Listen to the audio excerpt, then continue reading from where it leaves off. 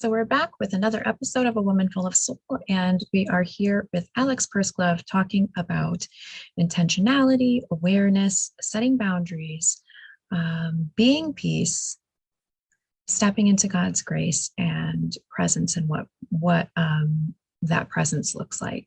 So stay tuned. Sounds good. We talked about COVID. We talked about what your life looked like through change. What are three positives you would take away from COVID? If you had to name three positives in your own life, what were they? So I actually really enjoyed spending a lot of time with my husband at home. We also slowed down a lot. We had just produced a conference together for veterans actually on March 7th, 2020. Okay. Literally probably the last public event weekend in Pittsburgh, at least.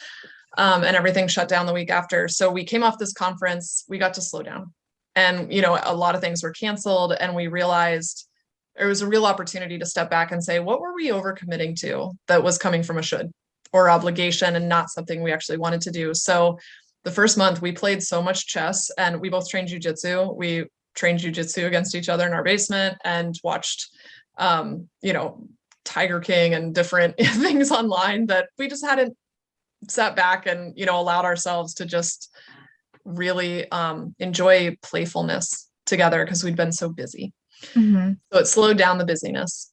Two, I would say what it did for my business of going online was definitely a benefit, opening me up to working with women all over the country. I mean, I truly believe because of the pandemic, it led me to working with 75% of the clients I work with now. So that was a huge blessing. And a third benefit, I would say,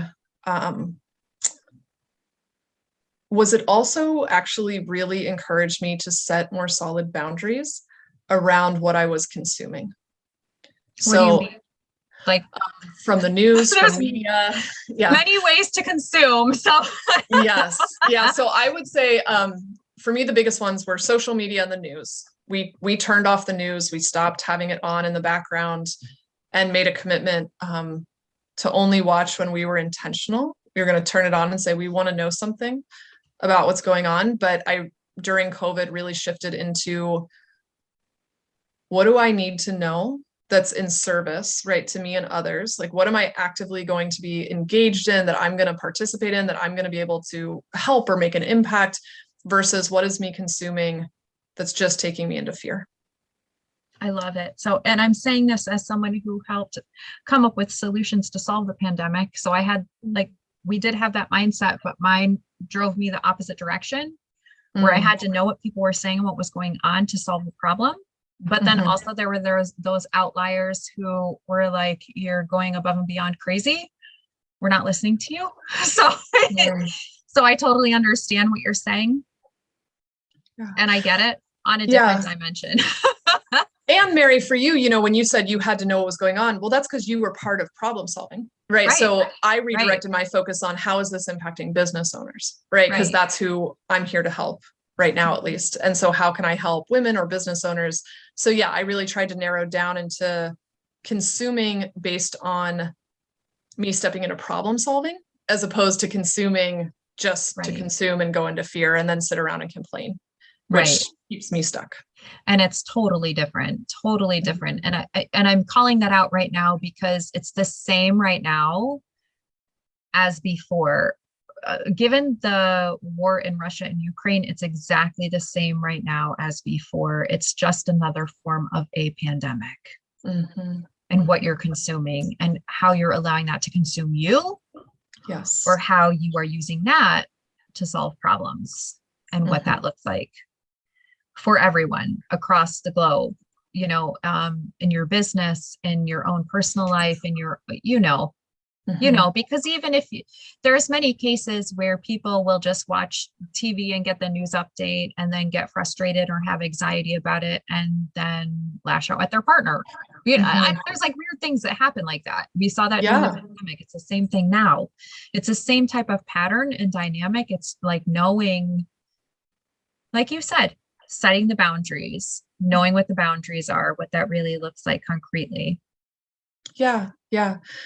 And I think too, it's also increasing intentionality Mhm. and awareness, right? Of why am I actually turning on the news right now? Like, what do I actually want to gain from this? That's why I say versus blindly consuming, right? Which is Mhm. just, I'm just Accepting turning it whatever's on. coming to you. Yes. And Yeah. just receiving Yeah. and receiving and not questioning, not wondering, not exploring more, or not even knowing why you're doing it, but just, or even I think this happens a lot with social media, right? People hop on, they start surfing, they're doing it because they're bored or because they're addicted to their phones, or I mean, I relate to all of this, but you go on and you start surfing, and then 20 minutes goes by, you don't know what you even hopped on for, you forgot the original reason, Right. and then you feel worse. And it's because you were just blindly consuming and comparing, you know, what everyone else has going on.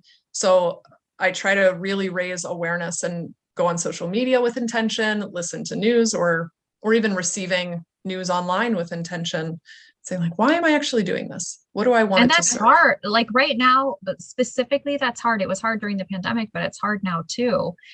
Even in my own experience today, I experienced that. I have like different leaders coming at me from different directions. And I'm like, literally, your only path forward is peace. You don't have an option. Mhm. Stop. Just stop. If you Mhm. want the whole world to survive, you create peace. Find a way to do that. Be peace. Go be peace. It's like, Yeah.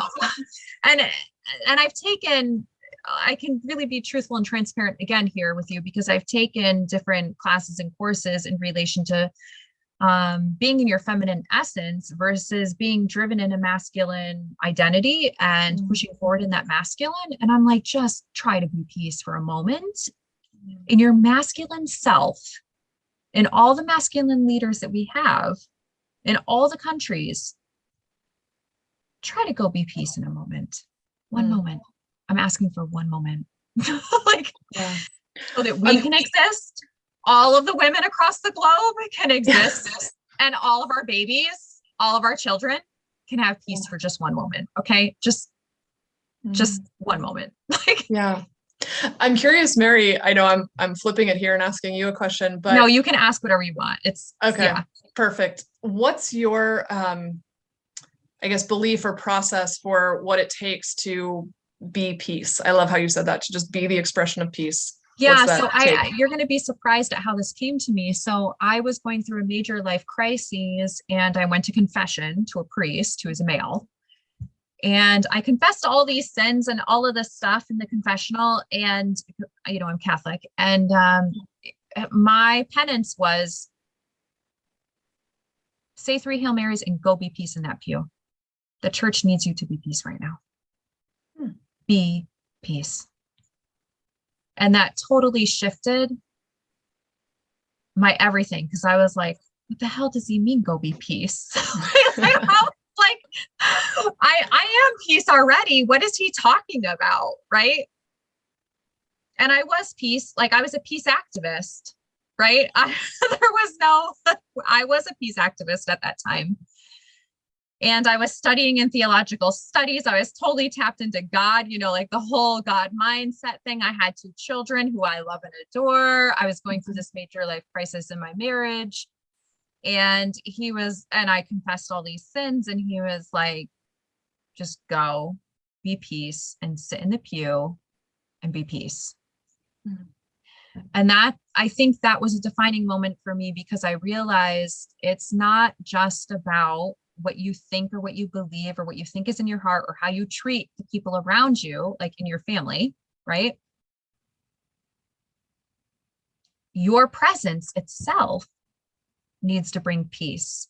And that illuminated me to other energies, my energy, the energy of other people, what I'm actually presenting out, right? So like, I just literally vomited up all these sins to the priest, right? And now I'm supposed to go sit in peace in the pew. Like, what does that look like for me? Yeah. What does that look like for me? And I was a person who prayed, so I knew like peace and prayer, but what did that concretely look like for me in my own life, in my presence, in my being, and just being in a space, in a room? I was literally sitting in a church at that time, and I was like, okay, I'm going to go be peace in the pew. After I just vomited up all these sins and all these things that I thought were horrible. Yeah. about myself or how I treated people or what I did, or, all the manifestations of that. Like, okay, I'm going to be peace. Here I am. Here I am. I am peace. Yeah. I am the peace. I am the peace you are to receive, which is totally different than going into a confessional and vomiting up all your sins or saying all of your horrible wretchedness, right? It's like you forgive yourself for that wretchedness, but then also you have that peace in yourself and knowing that you are forgiven. You are, it's not even forgiven. I mean, there is forgiven, but you are deeply loved. Right. And because you are deeply loved, you can sit there in peace in front of any person on the face of the planet and be peace to them. Because God is that beautiful, that wonderful, that gracious, that loving, that kind, that generous. Nothing on the face of this planet surpasses that. So you will sit there and you will be peace because God is ultimate peace. Mm-hmm. No matter what happens, no matter what's surrounding you, no matter what you're going through, no matter what you vomit up, no matter what you like, no matter what you confess to me, no matter your wretchedness, my wretchedness, somebody else's wretchedness, because I said a ton of things, believe me. It was like you are that peace, and the other point to this is when you take the time and the space to be that peace and have that peace inside yourself, you can bring that peace to other people. Mm-hmm. So in that moment, I would say I probably sat in the church maybe 20 minutes, maybe 30 minutes, and I was in front of the Eucharist, but even if you're not Catholic, you can sit in a space for 20 or 30 minutes and allow yourself to just be present to yourself. Right. And then allow yourself to be present to God and know that God fully loves you and accepts you. Right. And brings you peace and wants you to have peace. That's God's ultimate gift. Love and peace are two of God's abounding gifts without, like, they're infinite, without always available. There's no, and once you do that, you can bring peace to other people. And there were moments with the boys when they were young. God knows, people know in my life too, when they were young, I remember specifically, we had, high chairs. They sat in high chairs. I would feed both of them at the same time. Without fail, every time, one of them would look at each other, pretend to eat the food, spit it back out, throw it all over, do whatever they wanted while I was feeding the other one, because it was like one and then one and then one and then, right? And I would get frustrated and I would get upset and I'd be like, I wouldn't say what the hell is wrong with you, but I'd be like, Lord, what are you doing to me? Right? Yeah. It's a lot. So at some point I would learn how to be peace. And I would not let that affect me. Like, there was a point where I would walk away. They were strapped in their high chairs. No, it got worse than that. I will be honest. People know this too. Like, they all know this. Not everybody, but people who are really close to me know this. They know that when Ethan or Andrew decided to spit out all their food or throw it, or even throw it at each other, or do the opposite of what they were supposed to do besides eating it while I was feeding the other one, they would then laugh about it. It wasn't just that they did that, they would laugh about it. And then the other child would do exactly the same thing because they thought it was funny. Right. Okay. So it wasn't even just, okay, they did this thing that I didn't expect. They took it to the next level and laughed about it. And then the other one copied them and did exactly the same thing because they thought that I would laugh about it because their brother laughed about it. Right. And they thought it was hilarious. So there was some point where I had to walk away. There is a point where you have to walk away. Yeah. Oh, yeah. You have peace. You have to have peace inside yourself to bring peace to others, right? Like, so there were moments when I would, and they were strapped in, they were totally safe. You know, there's nothing like crazy happening. They would be totally uproariously laughing at each other. And I would walk away and be like, they just need to eat. Like, I understand they're laughing at each other. They're premature. They need to gain weight. They need to eat the food, right? Like, what am I doing? And I would have to recollect myself. This is part of being a grown-up. Like, it just is. And this is on any level of humanity. Go be a grown-up. Collect yourself. Know peace for yourself, unconditional love for yourself. In those moments, there were moments where I felt like I epically failed as a mother, because I was like, these children are not eating. They're just laughing at each other and spitting food back out and throwing it at each other at this point. And there's nothing I can do to control it or stop it, literally, because the minute I put it in their mouth, it was like a period and phase that they went through, you know? I had to be peace. Yeah. I had to know that God loved me unconditionally. This was not my fault. You know, this was a moment of their truth, not mine. Yes. Their truth. I was still an excellent mother.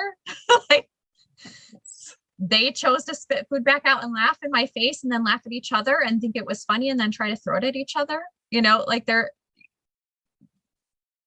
kindergarten teachers know this. You know, this is the basic truth. Right, right. It is. You have to know God's peace and know that peace and live that peace. Like, I didn't go back out and hurt my kids. I stepped away and I was like, okay, God, you're going to give me the grace to get through this because you gave me 2 children. Clearly you have the answer. You must. You gave me 2 kids. You're going to give me the answer. Like, there's, you know, I trusted God. I guess that's the other point too.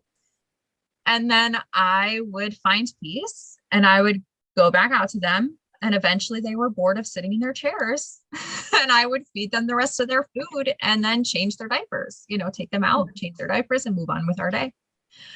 But, you know, and that's just one of the small moments in my motherhood, but there were many moments in my own life, like that priest example wasn't me confessing I left my kids in the high chair, whatever. There's other moments, but there was that moment where the priest clearly made clear, go be peace. It's not just about you preaching peace. It's not just about you speaking peace. It's not just about you treating others the way you think they should be treated or advocating for that, because I was literally a peace advocate at that time. It's about you literally being peace, sitting there in presence through the crying, through the suffering, through the torment, through the throwing of the food. Eventually I got to that point and I could just sit there and be like, are you done now? Great. Thank you. Let's move on. But, but it took, you know, it took patience. It took time. It took energy. It took grounding into who I truly am in God's peace, because that's who God is. And it's not easy. God, you know, God has the most difficult job on the face of ever. Not even the face of the planet, on the face of ever. God knows. Universe knows. Like, there's no way around it. You know? Yeah. Universe is like, okay, I already went through this, honey, 1,000 times over. So here you are. Let's see what you do. Let's see how you can become more like me. Yes. Can you just sit here in this moment? Can you laugh with their giggles? Even though you are exhausted, have 2 hours of sleep, and you have 2 babies who have pooped their diapers literally in the high chair and have yet to eat their food and they're underweight, and your responsibility is to make sure they are on weight so that they grow, right? And make it to the next phase. And by the way, now they are 16 and we're talking about learning how to drive, right? Like, Yeah. Oh yeah. what I Which I feel like motherhood, there's just always, right, always the season of something. there's always this season, but God always gives you the grace no matter the situation. If you Right. pray for the grace, God gives the grace. God never Right. withholds grace. Okay. I can even, Right. and people who know me, who, that I do consultations with, believe me, if every world leader is praying for the grace of peace, God is going to bring the peace. God's not going to be like, no, I'm going to give you war instead. That's not who God is. God is love, peace, patience, kindness, gentleness, self-control, right? Like we know the fruits of the Holy Spirit there. So if you're praying for it and you're praying for the good, God will bring it. And if you're praying for the bad, God's still going to try to bring the good. So don't even think you're going to win in the bad, because that's not ever going to happen. That's a whole other level. I've heard this talk about how, and this goes to entrepreneurship, this wasn't even like war talk. This was entrepreneurship. You have to have people in your corner and people who support you, and those who do not support you, they can pull you back to a different level. I don't agree with that. If you are praying about it, God is supporting you and bringing you through it. And God will bring the people into your life to bring you through it. And all those people who are naysayers, goodbye. God is not going to give them access to you. God is going to say, hell no, goodbye. This is not my will. So I guess in my law of attraction, there's a little bit of a difference. How so? There is the law of attraction of you attract the good to you and you can attract the bad to you. But no matter the law of attraction, God is protecting that. God created the law of attraction. Universe is the owner of the law of attraction. So even if somebody wants to do something totally damaging to you, that is beyond absurdity in whatever way, the universe is in control of everything else and will protect you against that one piece. So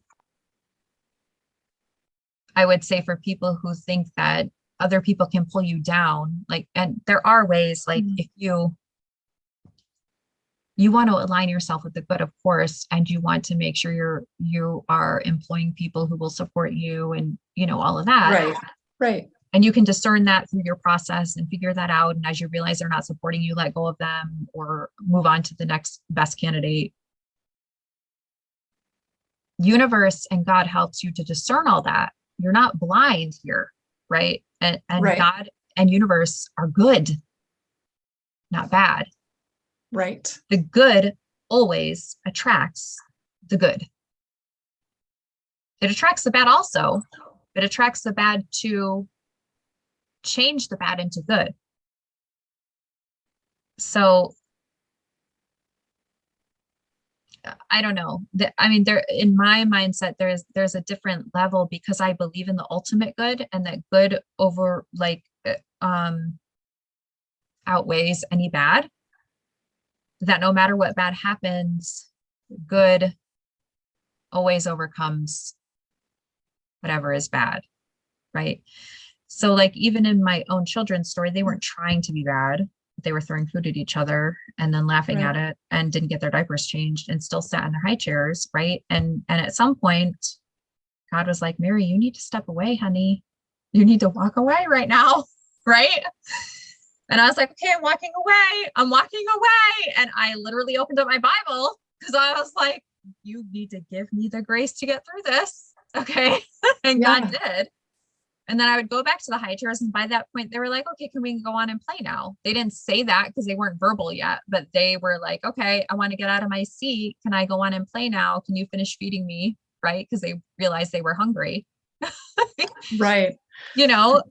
There was a point where the good always, even in that case, the good always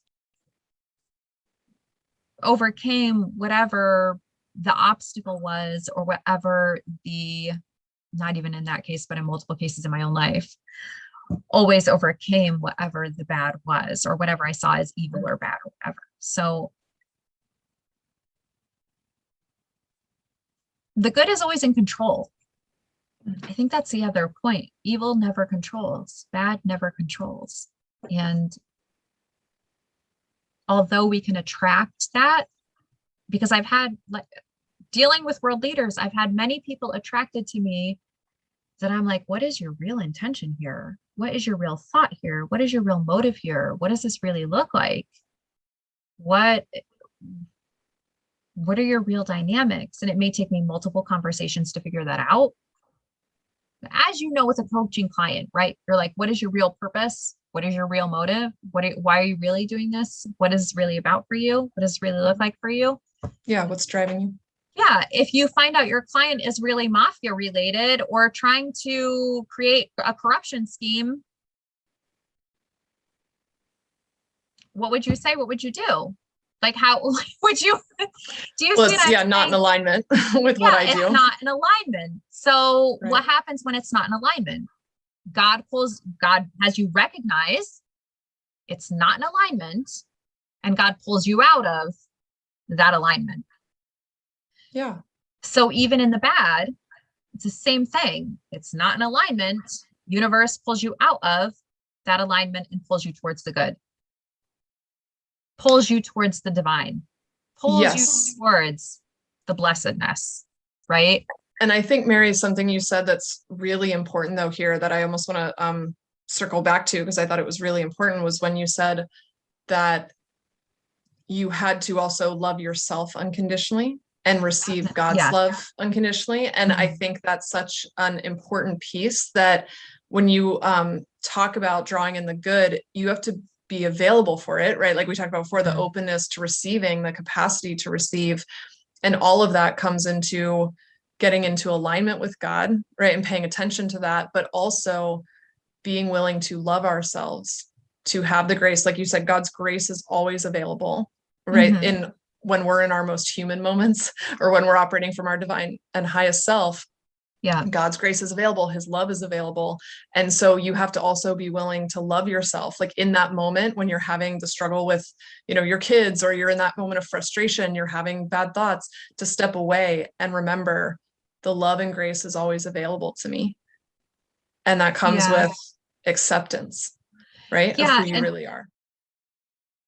Thank you for joining us for another episode of A Woman Full of Soul. And again, that was Alex Pursglove and Pace Coaching, alexpursglove.com, on everything with an understanding and gratefulness, and really moving into your full potential. And we're going to have Alex on in a couple more episodes after this, as we continue to expand on this theory of peace. What does peace look like? On top of moving into flow and balance, and being truly, fully yourself in the world today as a female entrepreneur, that also has a personal life. Thank you for joining us, and we will be back soon with our next episode. Ciao and arrivederci.